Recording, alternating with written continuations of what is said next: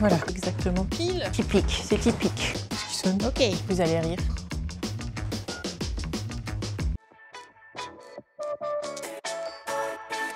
J'ai placé les 2 premiers caissons de la cuisine. Trop chouette de pouvoir voir l'espace qui prend forme. On s'est posé pas mal de questions. En fait, on a notre fenêtre qui descend plus bas que les meubles. Au départ, on s'est dit on va faire un décroché plus bas ici et remonter après pour l'évier. Sauf que finalement, on a changé d'avis parce que ce qu'on a vu, c'est qu'on pouvait quand même pas mal ouvrir la fenêtre si on s'arrête ici à hauteur. Après, on aura l'évier et on continue là. Là, ce que je vais faire, c'est plutôt le caisson qui va venir là. Comme ça, on pourra reprendre encore les mesures après ici pour faire ces meubles-là et être sûr.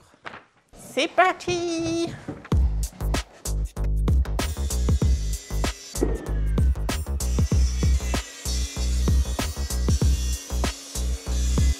Voilà, comme ça là, j'ai de quoi faire mes 2 caissons en 80 qu'il me reste à faire. Après, c'est des 60 ou du sur-mesure. Assemblage, ça c'est devant, ça c'est derrière. Moi j'ai des petites lattes de 6, donc je me mets à 1 et 4.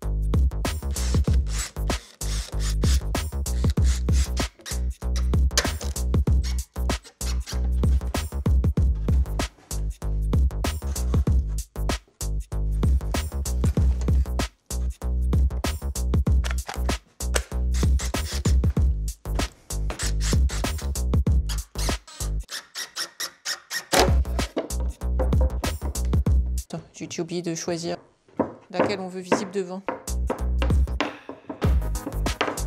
C'est là.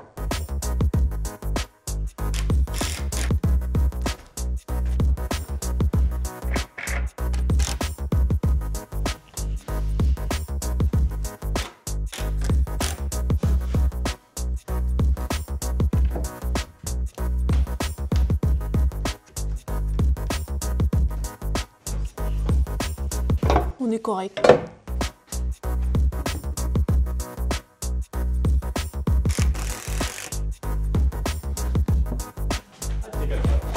Hein? Pas forcément mieux, mais j'essaye. En arrière.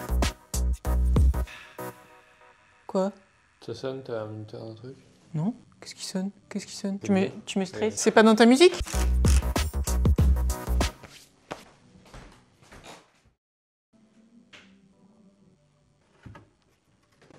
Oh là là.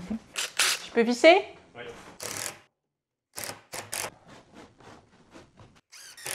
Bon, au suivant, faut que je descende d'un niveau. Dans une plaque de contreplaqué, je fais 2 caissons et après j'ai une chute mais qui me permet pas de faire les bords de caissons. Donc je m'en servirai pour les tiroirs.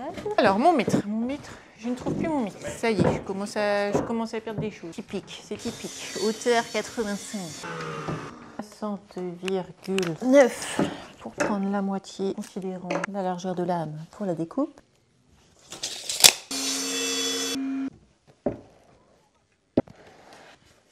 Ici c'est devant. Ok, non, c'est les pré-trous. Les vis.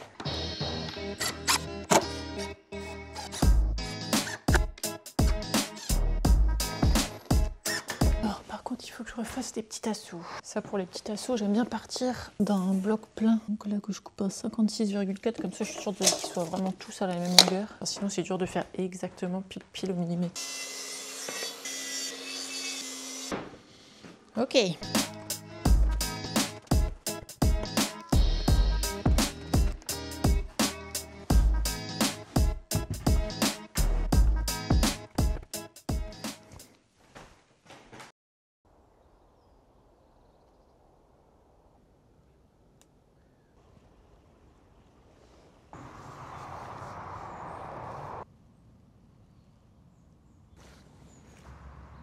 Oh là là. Mm.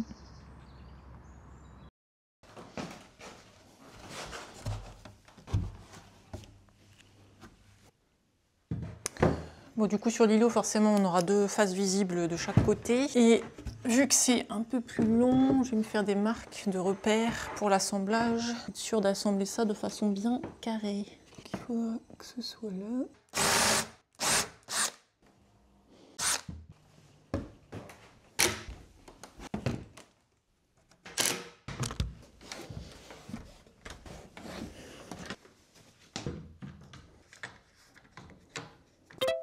Est-ce que vous la voyez, ma petite erreur sur l'îlot? c'est à ce niveau-là. Ici, je suis bien allée plus loin, puisqu'on aura le plan de travail qui va s'appuyer là. Sauf que sous les caissons, là, je vais rajouter un petit chevron. Du coup, là, ça va être dans le vide. Mais bon, je vais plutôt essayer de transformer ça en opportunité. On verra ça le moment venu. Je ferai peut-être quelque chose en céramique, un petit pied, enfin, on verra.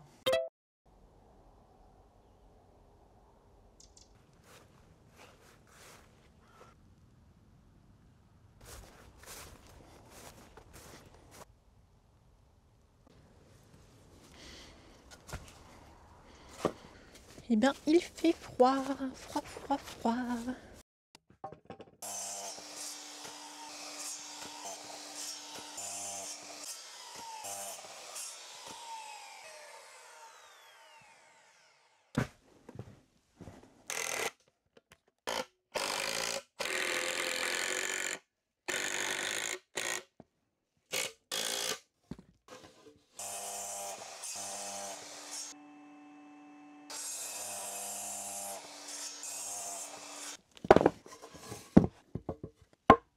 Vous allez rire. Je vais y faire la même erreur que dans la salle de bain. Oui, d'ailleurs, en épaisseur, t'es toujours bon. En épaisseur? Enfin, en hauteur. Enfin, en hauteur. J'ai pas pris ça en compte. Ça passe pas. Je n'ai pas pris en compte la planche qu'on va mettre au-dessus comme support. Là, je suis en train de faire le support du lave-vaisselle. Prendre une petite marge supplémentaire, quitte à ce qu'il y ait un petit écart en haut, et après on mettra un bandeau. Ce sera beaucoup plus simple et beaucoup plus joli.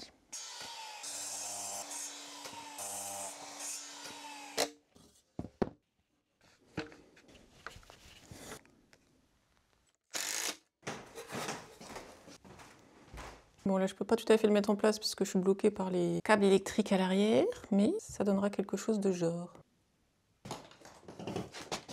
Hop là!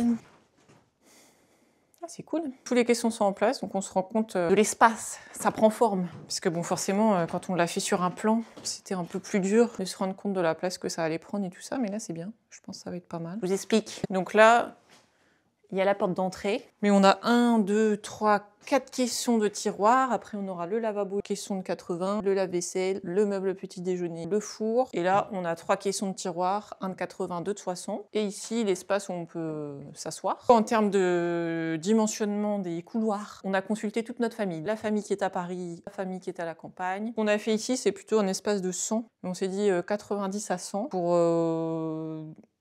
qu'on soit quand même à l'aise pour pouvoir passer à 2, mais qu'on n'ait pas non plus un espace trop grand. Ici, entre le meuble petit déjeuner et les tiroirs qui s'ouvriront comme ça, on a mis 120 pour pouvoir être à l'aise, ce qui est un peu le standard. Donc là, le petit support pour le lave-linge. Je tombe pile sur les câbles de four et plaques. Je vais peut-être essayer de gratter un peu l'enduit pour essayer de les faire sortir ailleurs. Voilà. Ma prochaine étape, ça va être d'enlever tous les caissons pour pouvoir faire les fameuses plinthes, les supports en chevron et réinstaller tous les caissons de façon définitive à leur place. Comme ça, je pourrais faire le support de l'évier. On continue. Peux-tu m'indiquer à quoi servent les plinthes entre un sol en parquet et un mur, s'il te plaît? Les plinthes entre un sol en parquet et un mur remplissent des fonctions spécifiques adaptées au bois. 1. Cacher le joint de dilatation. Protection du bas des murs contre les chocs et les salissures. Esthétique et finition. Préservation du parquet. En limitant les infiltrations d'eau ou de poussière entre le mur et le parquet, certaines permettent de cacher des câbles électriques. Merci. Ben, il fait beau, mais il fait froid. Ah, c'est quand même agréable dehors. Enfin bon,